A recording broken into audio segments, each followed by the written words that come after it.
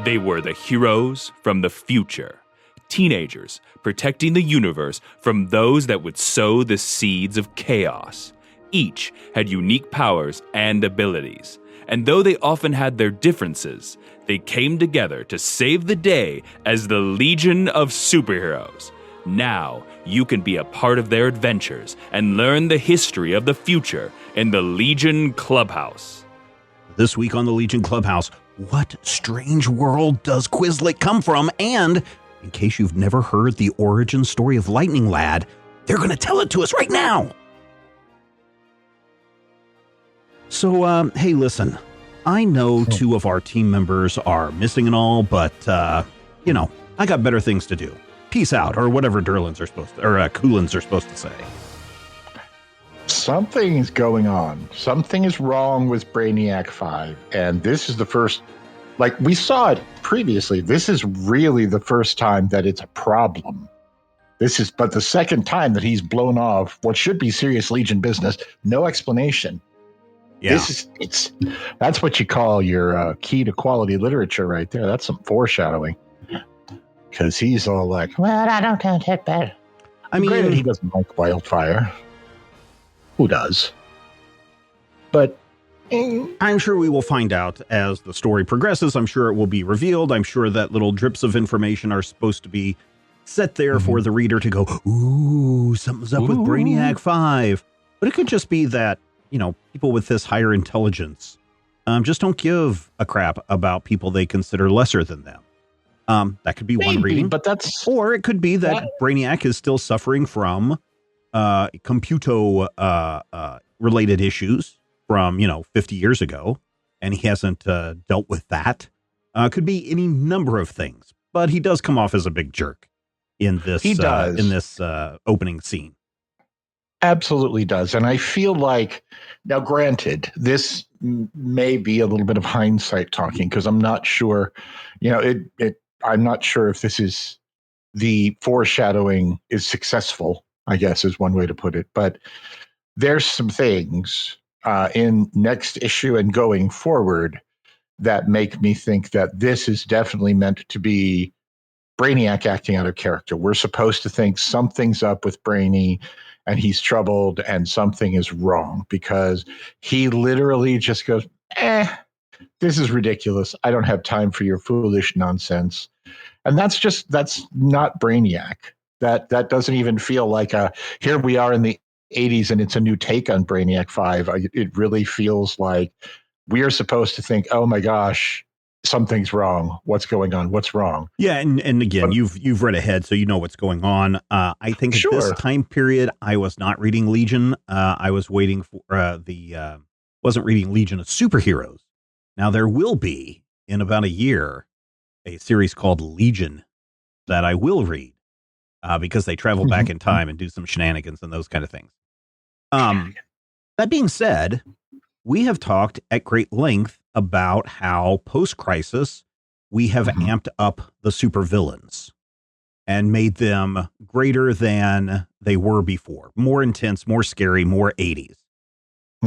Can we not also do the same thing post-crisis with our heroes? Can we not turn Brainiac more into the egotistical jerk? Can we not turn, Sunboy into the greatest misogynist asshole that ever lived? Can we not turn, our friends Block and Telos into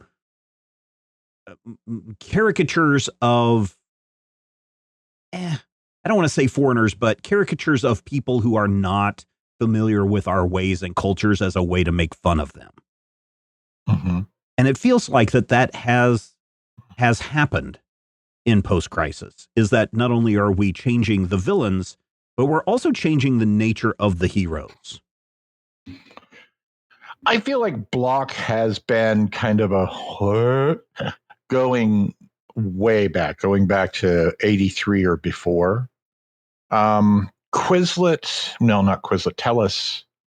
Telos shows up in 15, which is about maybe 10 issues, 12 issues before the crisis stuff kicks in. It's a possibility. I don't think that Telos was ever really shown to be I think he was designed to be I do not understand your strange air-breathing stuff. Yeah, which is kind of fun. Yeah, to an extent. Well, I'm using those two Spock, I'm using those two as a gross exaggeration of, hey, here is the Mr. Spock, or the quote unquote foreign person who doesn't understand our ways, so therefore it comes off as weird or goofy or silly at times. Which, that's the way it was in the 1980s. Go back and look at almost most media featuring anybody non-white, and you will see that happen. Goonies does that to great aplomb. With the character of Data. We see that happen with so many other characters in that vein. Likewise, you can flip that around. Big Trouble in Little China makes Kurt Russell the dumb foreigner who doesn't understand anything in the world of Chinatown. There is that. An intentional. That's an intentional inversion of the other thing. I don't disagree with you that, modernization, Sunboy is an excellent example, is definitely something with these 80s comics.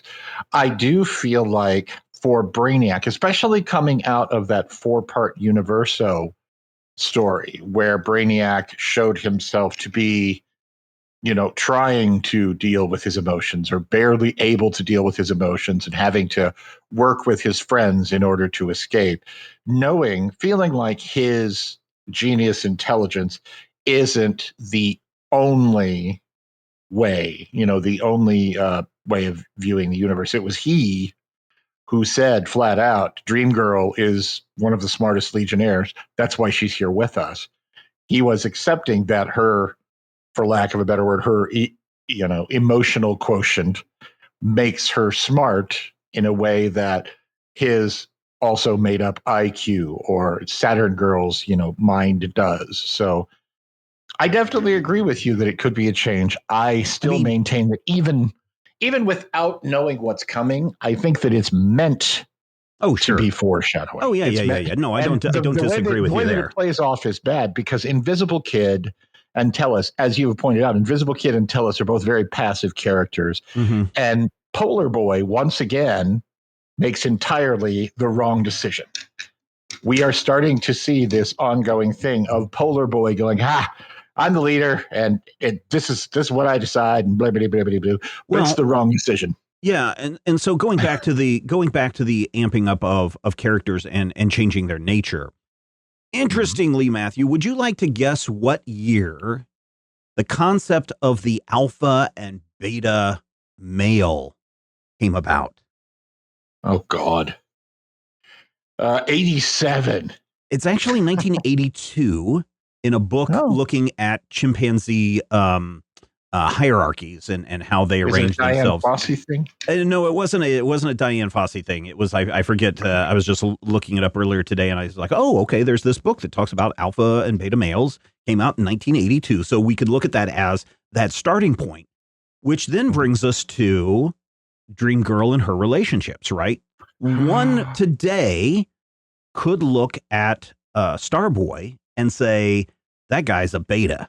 Whatever Dream Girl wants, he does. He simps for her. He's always, bowing down to whatever she wants. And instead, we have pushed Starboy back into I guess I should say they push him out of the spotlight. And instead, we get introduced to Atmos, the alpha male macho, everything about the 80s in one character, but without the armpits. And he comes on strong with Dream Girl. So it's interesting to see, in this discussion that we're having, and I'm not saying that I'm right or you're right or that anybody's right. I'm just saying when we look at literature, we have to analyze it critically, and we approach it with different theories, and we can test theories, and we can look at them, and we can draw conclusions and causalities, but more often than not, we're drawing correlations and not causations in these cases. But it feels like that is what's happened with Starboy and Atmos.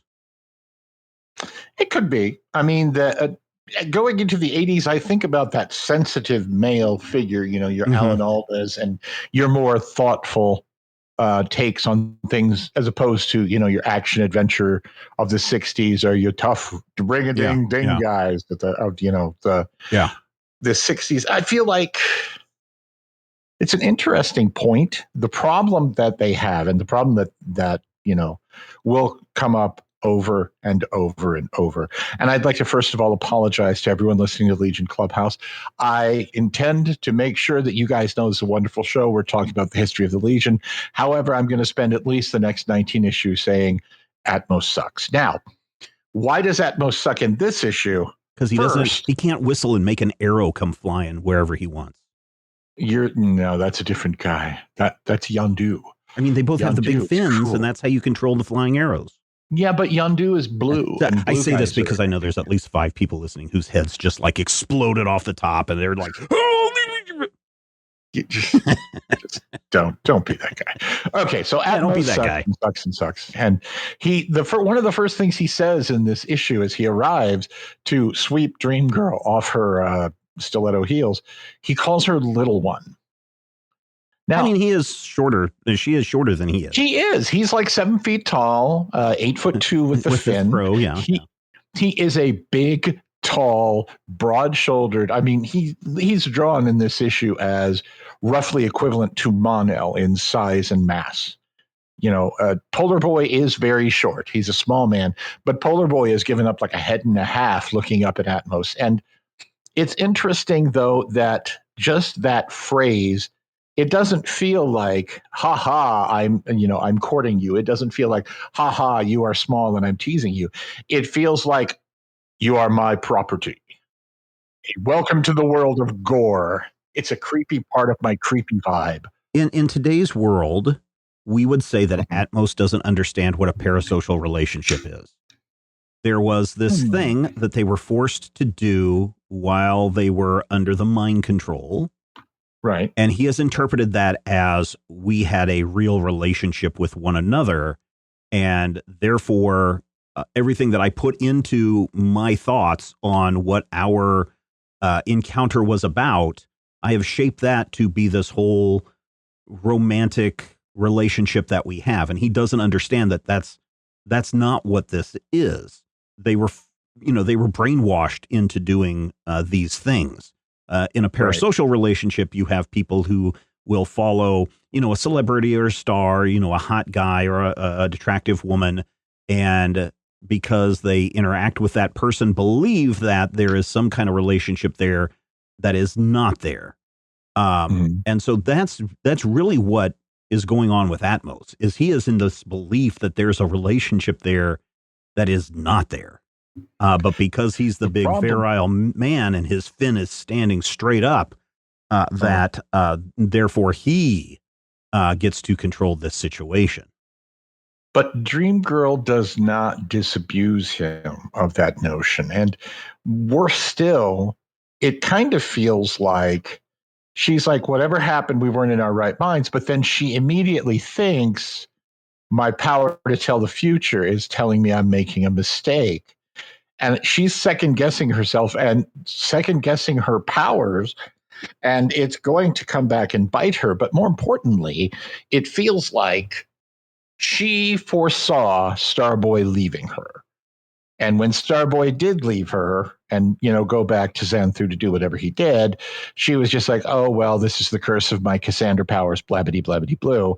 Now it feels like her powers are telling her to stay away from this big, dumb, armpitless hunk of slab. And she's questioning it. So immediately after saying, we don't have a relationship, she says, you're rushing things, which she closes that door and then it immediately goes, it's like she says, we can't be together right now. Yeah. So a couple of things. First of all, Dream Girl is not a Cassandra. Cassandra is somebody who spoke the truth and nobody would believe her. When Dream Girl says, I had a vision, Shug, everyone's like, oh my gosh, please let us take notes. Let us see what we can do to make this come to pass. And second, I don't disagree with you on the fact that she's second guessing her visions. But then again, we haven't seen visions. We haven't seen her visions, or she hasn't spelled out her visions of what her relationship with Atmos is or isn't. Right. And so that may be part of the confusion in the storytelling that I'm not a big fan of here. it very much feels like a non-consensual start. He's forcing himself on her. He's stalking her. He is. He is absolutely stalking her and trying to get into the Legion. And the Legionnaires are considering him based on his power, but kind of throwing aside the question of, is he a scuzzball? And it's very obvious that he is a scuzzball. And Polar Boy, again, makes the wrong decision.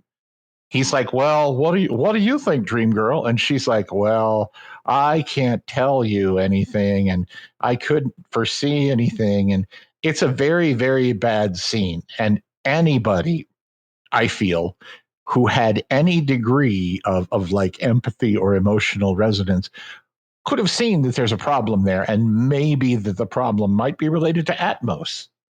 And of course, he's Polar Boy. So what is Polar Boy? I think we're all Polar Boy in that we are trying to look out for our own best interests. And so our own best interests cloud our best judgment. I mean, we can look at a recent election to see that in action.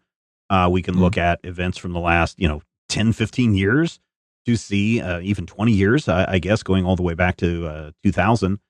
We can see how people have wanted to do the right thing. In this case, Polar Boy wants to assert himself and say, I am the leader. I am the one that makes the good choices. And because of that, it's clouding his judgment, saying, oh, no, this is a bad person for the team. And I think everybody is at some point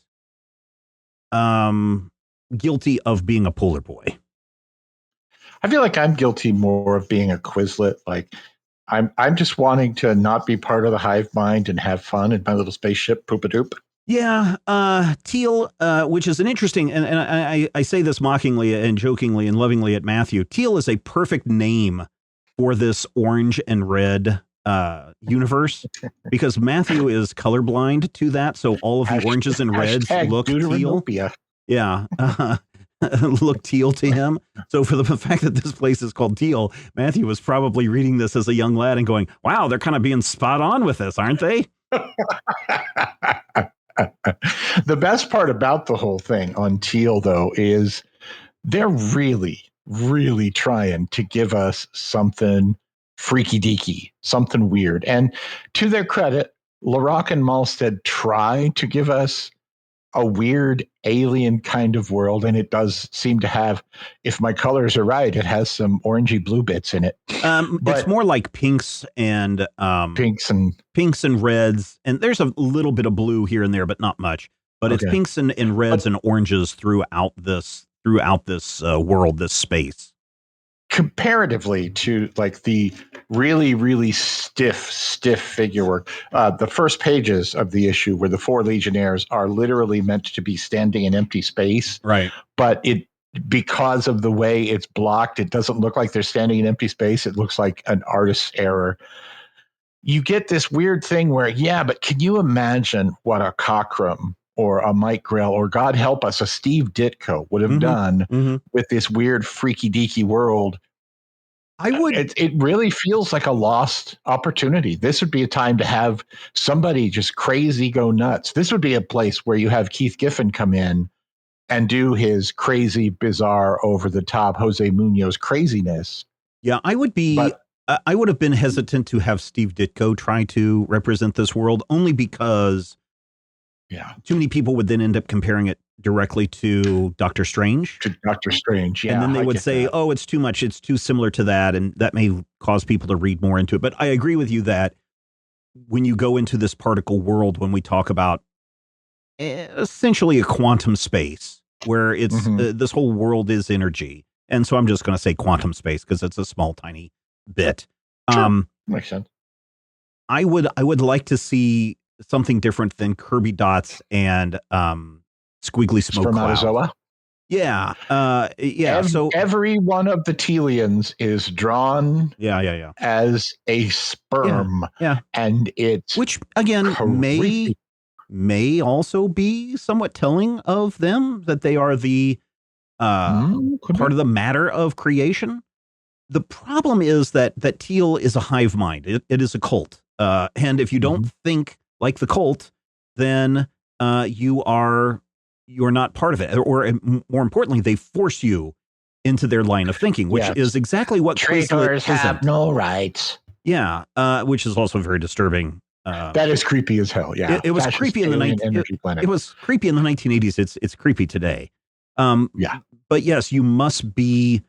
The whole thing is this battle with the Tillians, trying to convert Quislet, get him out of the little spaceship, so they can convert him back into their way of thinking, and also at the same time trying to destroy Wildfire, so that he's not disrupting their flow. This is a kidnapping story, is what this is. It really is, and more importantly, it's a little bit hilarious because we find that one of the things that his name is spelled with like a Y and a square and a triangle. In my head, it goes But one of the things about and leaving Teal is that he did something absolutely unheard of on his home planet. He lied. He stole his spaceship and he ran, and he basically didn't want to be part of it. Yeah, he just booked it to Earth. And so in this story, we see him defeat his people with the power of lying that he learned from the humans. Well, but it gets better because they're like, we are going to use our powers and we are going to make everyone part of the hive mind. So they go after Wildfire. And, say what you will about Wildfire, the hard-headed idiot jerk. But if you are trying to brainwash a Legionnaire, a specially trained Legionnaire, a hard-headed, absolutely, someone that a human being can't even talk to, Wildfire is a butthead.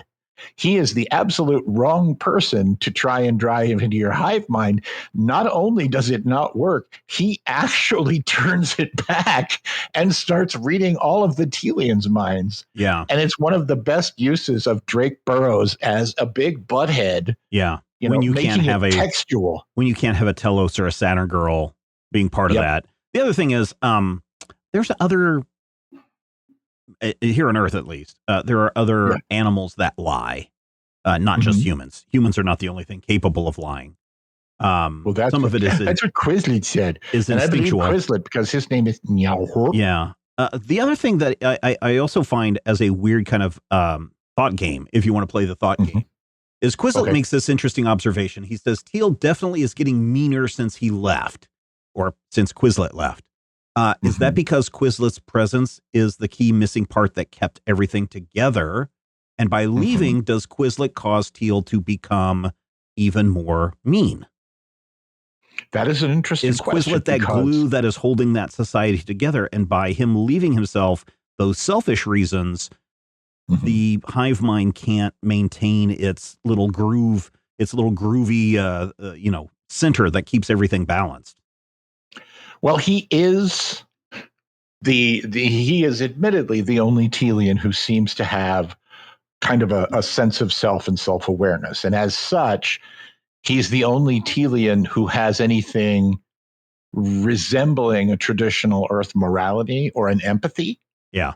So if you think that, they're a hive mind, but maybe each of them has something unique or something that they do. They're all cells of one big brain. Right. If you say that or Quislet represents that morality, that individuality, that ability to conceptualize yourself, look at others and think as someone with a sense of self, this is how I believe that person might feel. And you take that away, you do have a mindset of, we are going to, we have no worries about others. There is no other. Everyone should just be us. We should, just become this ongoing juggernaut. So yeah, that's actually that's a really good point that I had not considered. I mean, it's something that I'm sure the creators, Paul Levitz, probably didn't consider either. And I don't think it'll ever be addressed again, but it was something that I was like, what if Quislet is the finger in the dam that is keeping this society from completely going into fascist drink the Kool-Aid cult. So what's the first thing that Quislet did? Yeah, what's the first thing Quislet did? He pooped a dupe. He pooped a duped to Earth, found the greatest heroes, the protectors, the defenders, the people responsible for making the Matter universe a better place, and said, oh boy, great fun, tee-hee, poop-a-doop. Yeah. But he put himself in a situation where he was able to use whatever his bizarre special abilities and brain face is to be a part of a greater good.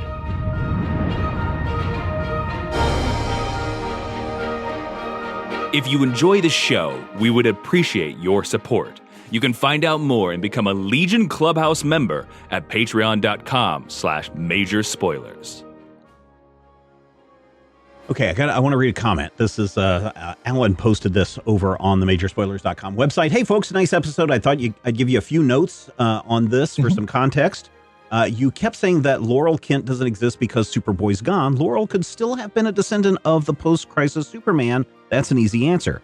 I think what's more messed up continuity-wise is that it's well established that by the 30th century, the Guardians of the Universe have already returned. See Universo. We've seen them. So why didn't Laurel figure out that something must have happened already with the whole new Guardians thing? The arc took 2 issues because Millennium ran 8 weekly issues, 2 months, and every book had to tie into Millennium for those 2 months.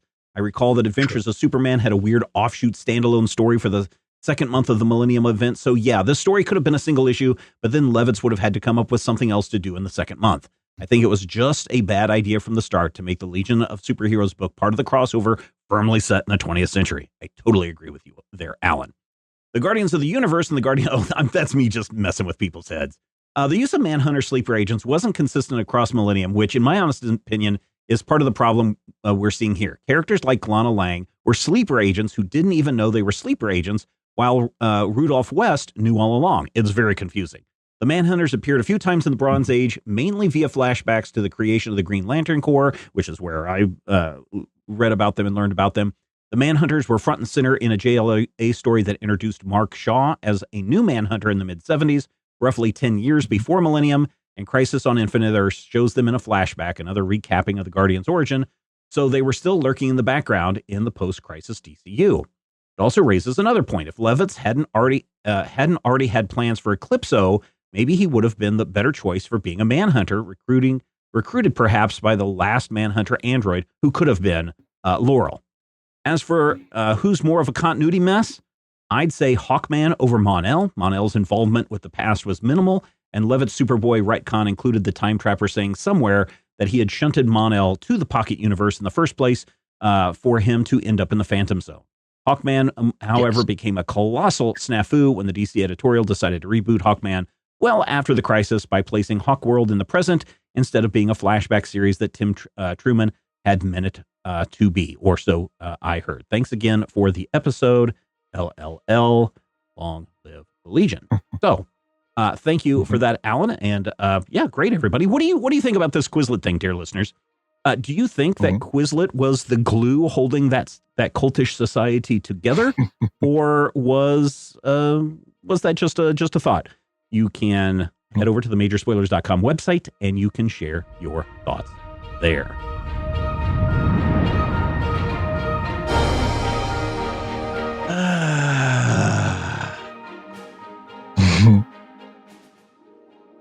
It's never a good issue when Steven starts with that long. Actually, it's never good when Steven starts with that long side. I can tell you after having known him for 30 years, yeah, you just don't want to. You just don't want to. Okay, so first of all, the Luck Lords. I am convinced that they all talk like the Thermians in Galaxy Quest. This is the way it must be. So it is written. So the stones have said. Yeah. Pattern. Okay, so they are terrible. I like the concept of bringing the Luck Lords in this rule of 3. Although not once do they throw a D20 to see if their predictions are coming true or not. Other than that, even though this is a 30th anniversary issue, I think this issue is totally skippable. Well, I will say this in the defense of this issue. That Ken Stacy cover is incredible. It's a pretty cool cover. I'll grant you that. It's a beautiful cover. Now, they did that. Didn't Stacy do a whole line of comics during this month? Were these the variant covers? Because I remember this style across multiple titles at that time. Stacy bounced around. I don't think it was like anything specific, but Stacy bounced around DC, because I know that he did covers for The Wanderers.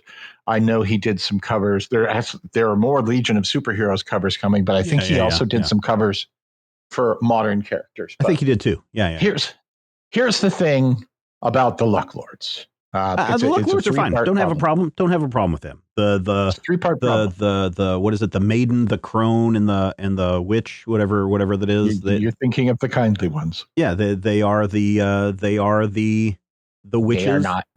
They are the three witches that talk like this. They are not the three witches. They may talk like this. I think that is funny, but they are not the three witches. Now, that first of all, and no matter what you might think, they're also not the band, The Residents.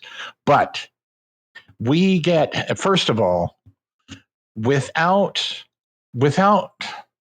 okay, this is supposed to be a story that is telling us, kind of a 30th anniversary perspective on the Legion through the lens of founding member Lightning Lad, which is all fine.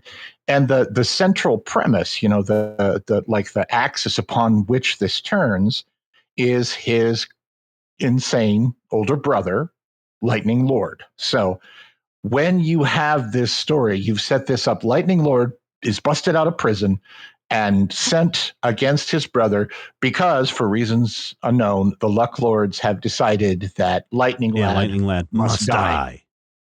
So you do that, you put that together, but then the rest of the story doesn't give us that brother versus brother, Cain and Abel kind of struggle that you really, really feel like it wants. So it just feels like a Legion clip show.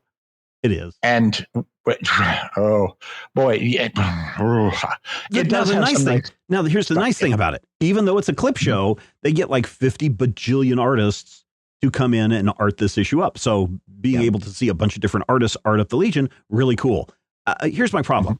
We've been doing the show for 5 years. So everything that we've been reading, 50 years of Legion or 30 years of Legion, whatever it is at this point, 30 years, we've condensed into 5 years. 7 years now, isn't it? I don't know. I'm going to say 5 years because the math works out better. Oh, okay, good. But we've had 5 years of this show where we've condensed 30 years of Legion history.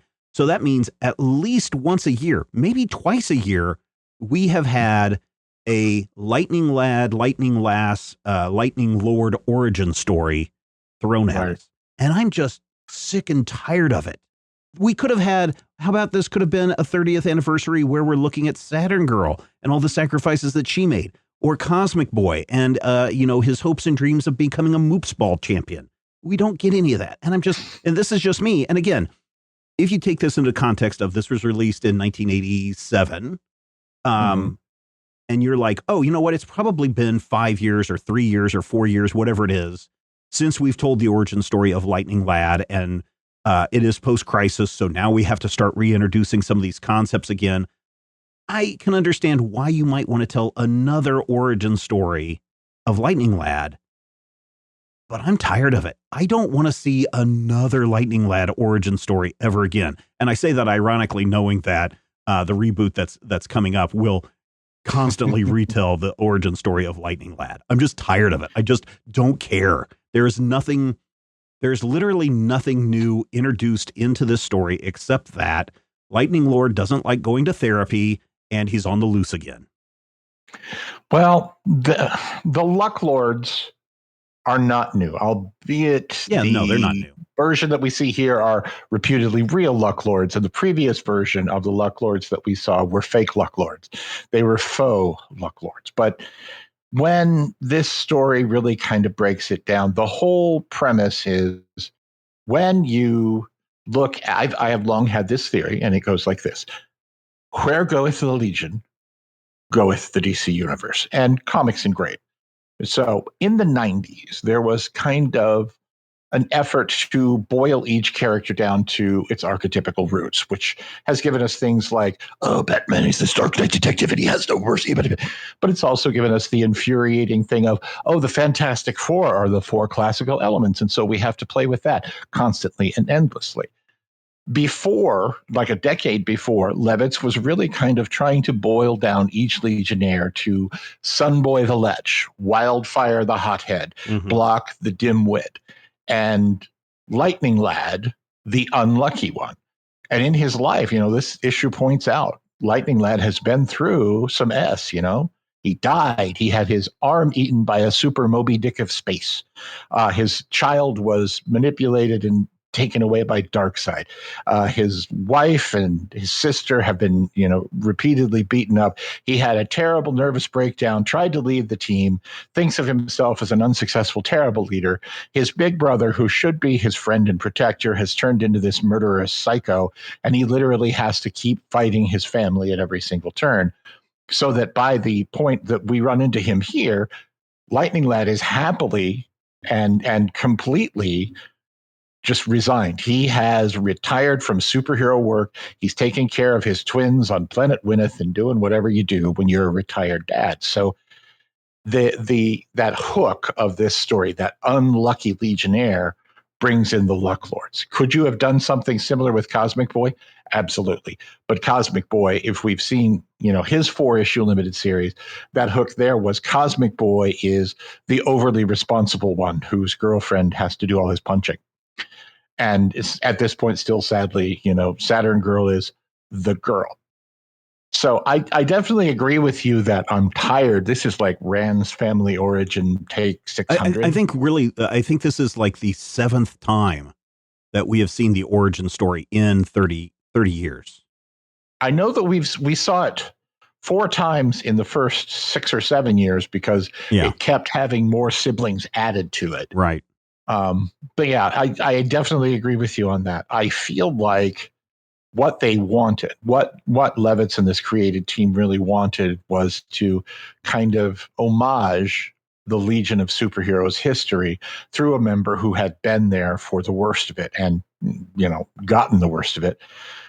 But what it came down to was it feels more like even a clip show or a bottle episode than it should, because there's no emotional real resonance to it. And when they tell us things that, Edmund Hamilton wrote or Jim Shooter wrote or all these things, there's nothing new added to the story really. And the Luck Lords are creepy. You should not be a giant eye on the top of an eye stalk. And no, that's just wrong. And have a chin. That's the other thing that's creepy. How can you have a double chin if your face is an eye? So here's the way that they could have really turned this issue on its head. Instead of the Luck Lord sitting there going, he is the unluckiest of all of the Legion. At some point, they could have just had Lightning Lad sitting there at the end of the issue, looking at Saturn Girl, and he has to say, you know what? I've been through a lot of crap in my life. I didn't ask for these powers. My brother, who's a singleton, nice derogatory comment there, Lightning Lad. My brother, who's a singleton, has turned on me. I died and came back to life. And go through all these horrible things. But at the same time, I met the woman of my dreams. I've got powers beyond comprehension that I use to save people every single day. And my sister is part of this great thing that we have going on. I've got 2 wonderful kids that one of them we save from being a huge monster in the future. And man, even though I've been some hard times, these things have really made me one of the luckiest guys in the world. At which point you cut to the Luck Lords and they're like, oh no, our heads are exploding. End of issue. I mean, that would have been a different way, is instead of just saying, oh man, you're an unlucky dope, you could have turned that on its head and saying, no, all of these things made me who I am. And I'm so happy that even though I went through these hard times, look how I've come out on the other side. And it would have been a stronger story. I definitely agree with you. Yeah. There are 2 things about this issue that I do dearly and completely love.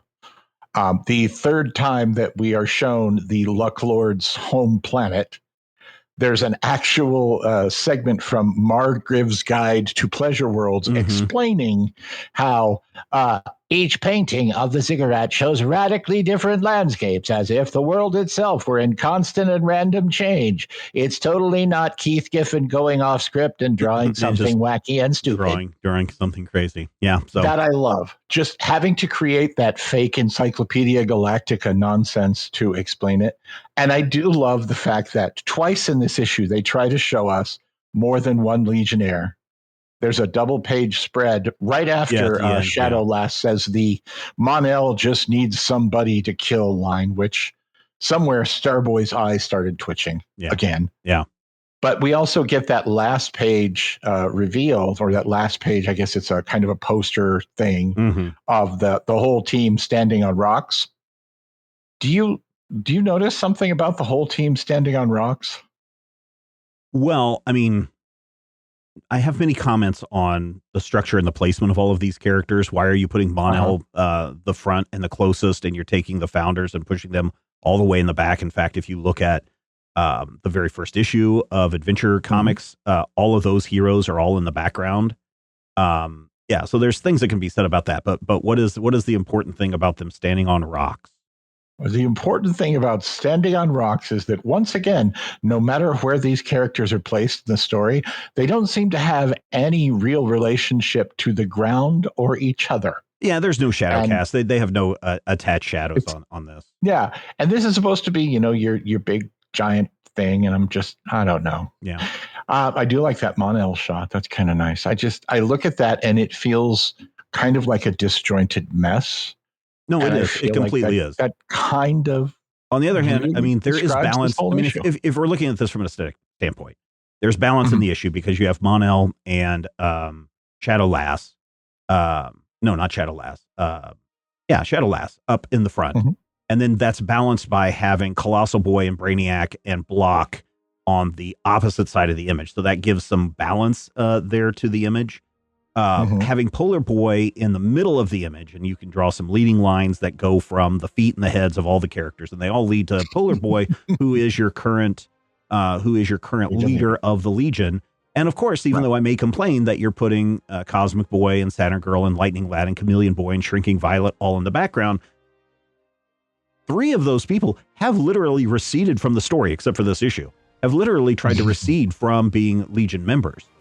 Then you can look at what's going on with Dream Girl. Well, she is hidden by Shadow Lass and Element Lad. She is being deceptive. We don't get to see her full body shot. So there's all those kinds of things that you can read into that. Wildfire is literally chasing Dawnstar. Yeah. I mean, those are literal. I mean, so there's some thought that went into this piece. It's just maybe they ran out of time. Speaking of running out of time, that's the time we have for this week. Thank you, everyone, for joining us on the Legion Clubhouse. Next time on the show, there's a conspiracy in the Legion. And will we ever find Starfinger? Oh, you'll have to tune in next time, ladies and gentlemen, to find out. Why? Because we know that you love the Legion, and we do too. We'll be back again soon. The Legion Clubhouse is a production of Major Spoilers Entertainment, LLC, and is produced by Steven Schleicher. Your hosts were Matthew Peterson and Steven Schleicher. You can follow Matthew at Mighty King Cobra and Steven at Major Spoilers. You can follow this podcast on Twitter at Legion Clubhouse. If you have questions or comments, send them to podcast@majorspoilers.com. I'm Jason Inman. Until next time, eat it, Grandpa. This podcast is copyright 2024 by Major Spoilers Entertainment, LLC.